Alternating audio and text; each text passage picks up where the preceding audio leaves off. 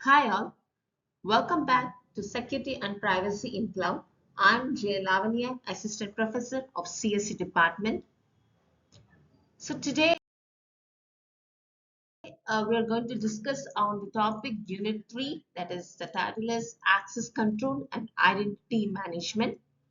In that we are going to see the subtopic called Access Control Requirements for Cloud Infrastructure. So let us dive into the topic.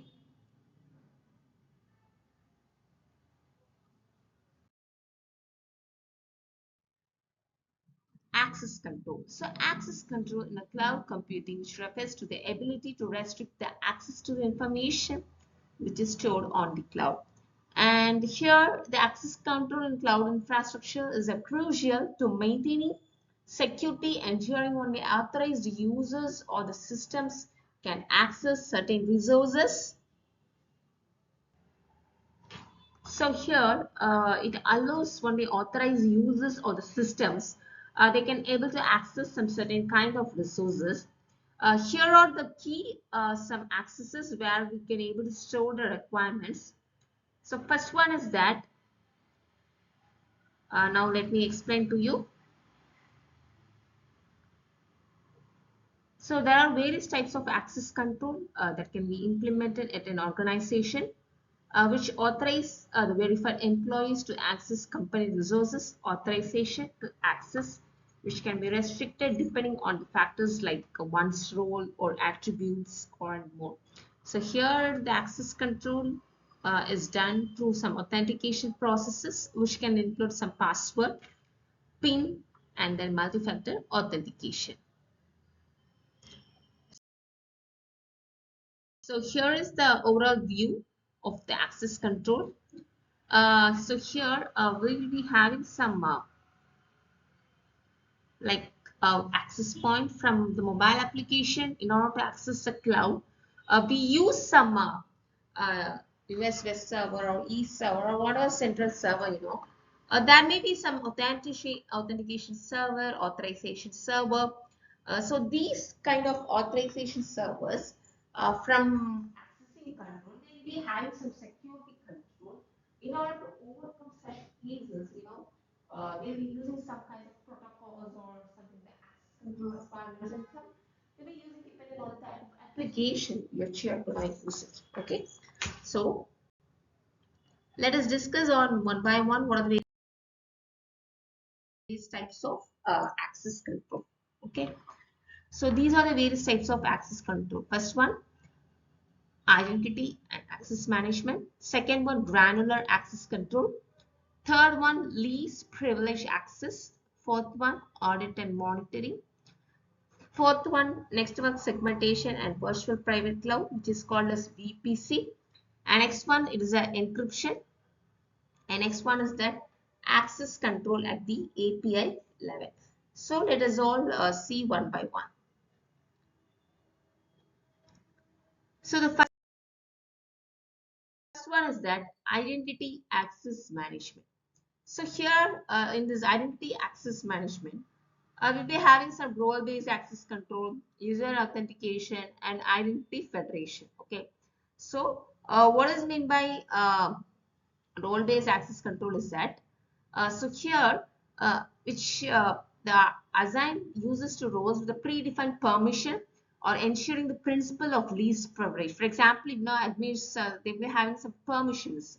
Okay, so in order to access the regular users, they have only access to some necessary resources. Okay, and here they will be having some kind of concepts called improve compliance or enhance security purpose or simplify administration or increase productivity. And an example is that like AWS IAM or Google Cloud IAM or Microsoft Intra IAD, all those stuff will comes under these kind of IAM.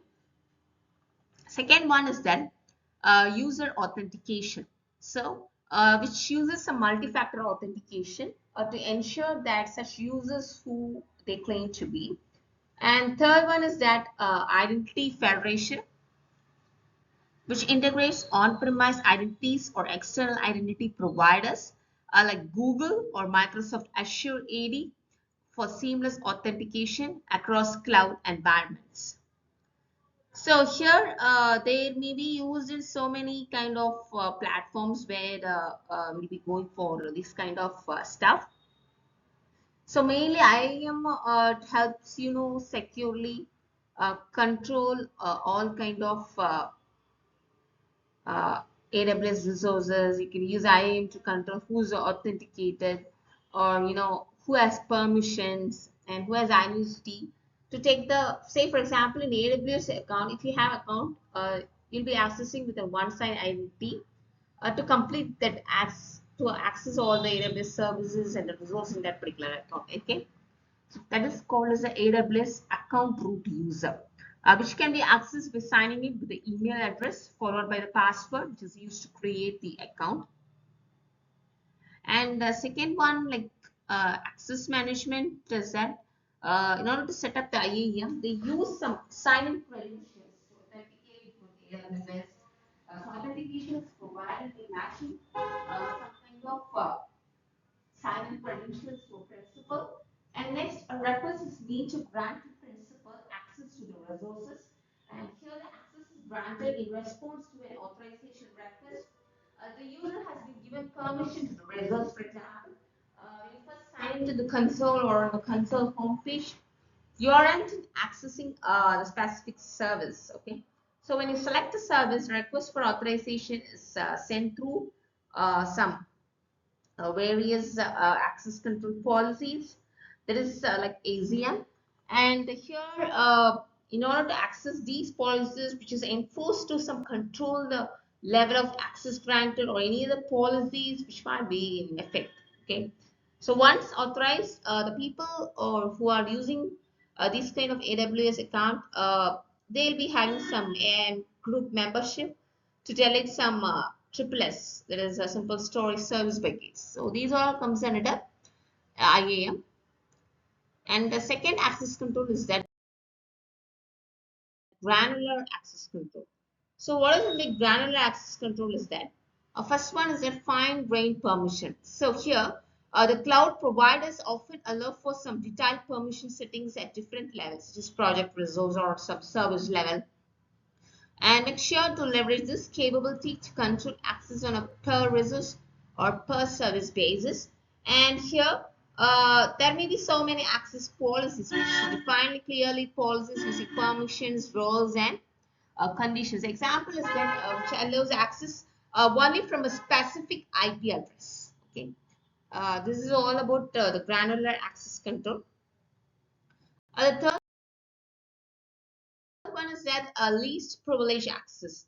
So users and systems should only be given the minimal access, to require to perform their job functions, review and audit roles and permissions, which is regularly to adhere to their principle. And temporary access for tasks, like requiring some elevated permission or consider using time-limited access or just-in-time access policies. These kind of things will go for some least privilege access. So in order to overcome such privilege access, we have to follow some kind of principle. So what are the benefits of these kind of least privilege access is that it reduces the risk of malware and reduces the impact of security breaches, prevents some unauthorized access. By limiting access to sensitive data, organizations can reduce the risk of malware spread. By limiting access, organizations can reduce the impact of a security breach. So to implement these kind of least privilege access, you can go for some setting a zero trust network, or you can regularly review user accounts, and you can remove some unnecessary programs, accounts, and systems. And you have to regularly monitor and audit all the endpoints. What are the types of account available is that least privileged user account, guest user account, and super user account. Okay, so least privileged user account is that it has some minimum privileges which is required to perform some routine tasks, and the guest user account, like it has limited temporary access to the organization's network, And super user account, it has the highest level of privilege.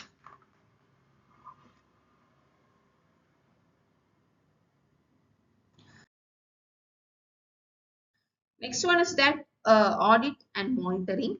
So here the implementation continuously we have to monitor user activity and resource access to detect this suspicious or some unauthorized actions, which enables logging and keep logs securely stored for or some audit purposes. And you can go for some automated alerts. So you can set up some alert for unusual access pattern, such as login attempt from an unexpected location or the creation of the new user roles. Okay, so based on this, we can able to audit regularly. And apart from that, audit and monitoring, main thing is that here they'll be breaking down the monitoring separately as well as audit purpose separately. So both, like, for example, like a clinical trial monitor, checks the collection of data and safety reporting regularly. And similar to that, second thing like audit purpose, so here an audit of a clinical trial can look at the protocol, procedures, and documentation. So where we are able to use audit purpose. Okay. And next one is that so auditors will be focusing on result audit effort, uh, trying to risk and reduce the audit duration or frequency, and focus more on some uh, other part of area. So this is all about audit and monitoring.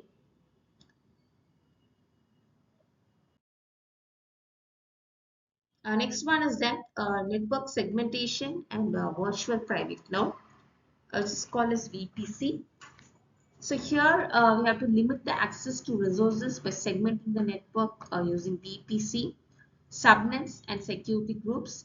We have to define the access control list and firewall to restrict the traffic between the component. And next one is that zero trust model. We have to enforce the assumption that no internal or external network is inherently trusted, and every access request must be authenticated and authorized. So this is all about virtual private cloud. In detail, if you want to see, is that virtual private cloud uh, in AWS. If you take, why I'm saying AWS, because it's the largest cloud platform where most probably most people will be using for our kind of applications. And if you take in AWS, like features, yeah, just set up your virtual private cloud. VPC in your AWS console. You have to add resources to your virtual private cloud like Amazon EC2 instance and then Amazon Relational Database Service Provider. And you have to define how the VPC is communicating with each other. So here we'll be having some sort of region where we can able to access the data centers through some virtual private cloud. There in that particular data center, we have a separate subnet like subnet 1 and subnet 2. Through the interface we can able to access.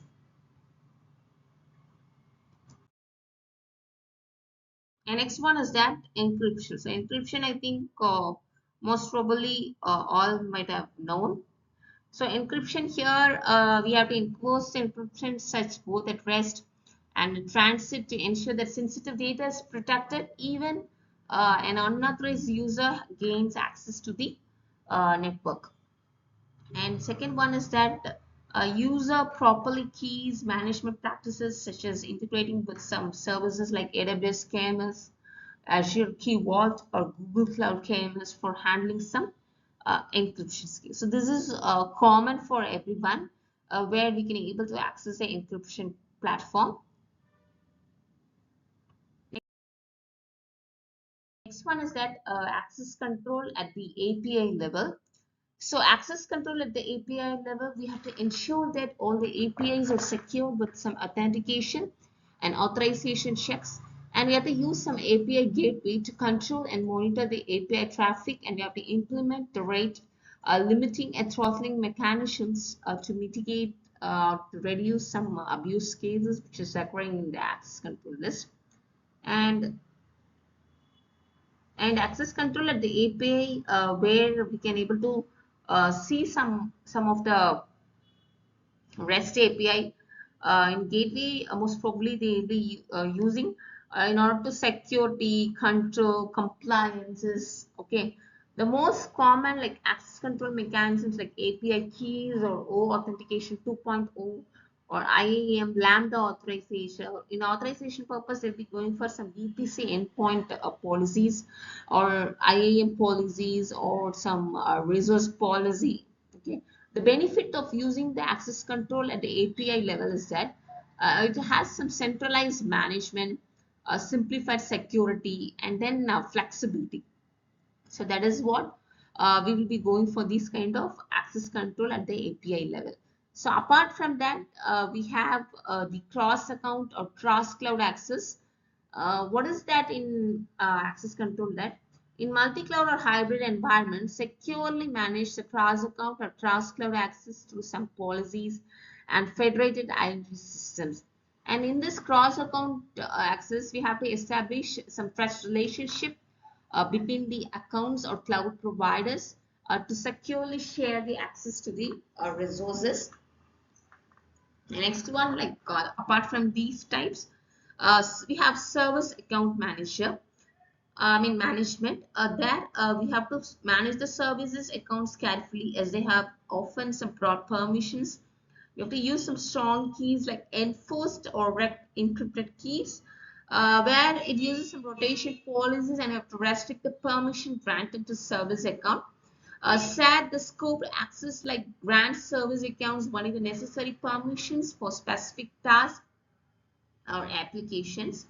And next one is that compliance and regulatory requirements. We have to ensure your access control setup aligns with industry standard. Regularly, you have to audit the cloud environment for compliance and ensure that access control meets the requirement of regulatory bodies. So here, as we are going for NBA regularly, NAC regularly, right? In order to uh, keep the standard of a quality. So similar to that, in the API level, we have to use security in case of like audit, like compliances, regulatory, to meet some specific standards. So that is why we are going for this kind of access control techniques. And next one is that user lifecycle management. We have to implement some processes for user provisioning, role assignment, and deprovisioning. And we have to immediately remove the access for the users who leave the organization or change the roles. Okay, and we have to regularly review the active users and their access privileges, ensuring they are still required and aligned with job responsibilities. Okay, and apart from that, we have some automated access control management. We have automated access control management. There we have to consider implementing some automated tools that manage the user roles, permission, and access request. This can help with the compliance and reduce the human errors in access management. Okay, so these all comes under some access control policy, which is followed in security in cloud. And apart from that, we have so many, what is that, like why we are going for this kind of access control policy is that data protection, compliance, security, and there are so many types of which is implemented over here. And apart from that, the best practice or uh, like real world scenario I would like to say is that example is that like attribute based access control, that is ABAC, they are using to restrict the access to customer data on users roles, location, and time of access. Like example, like a bank, if it uses some cloud based platform to store some customer data, including financial transaction and personal information. So here the bank implements some ABAC policy which restricts to the data based on some several attributes or user roles. So only the authorized employees, the manager or the auditor can able to access the specific customer data relevant to their particular role. Okay, and location. So like you can able to access some sensitive data. It might be restricted to employees working from specific location or region, ensuring the compliance with the data residency regulation like the GDPR. and the time which they are going to access. So these stuff is followed in access control.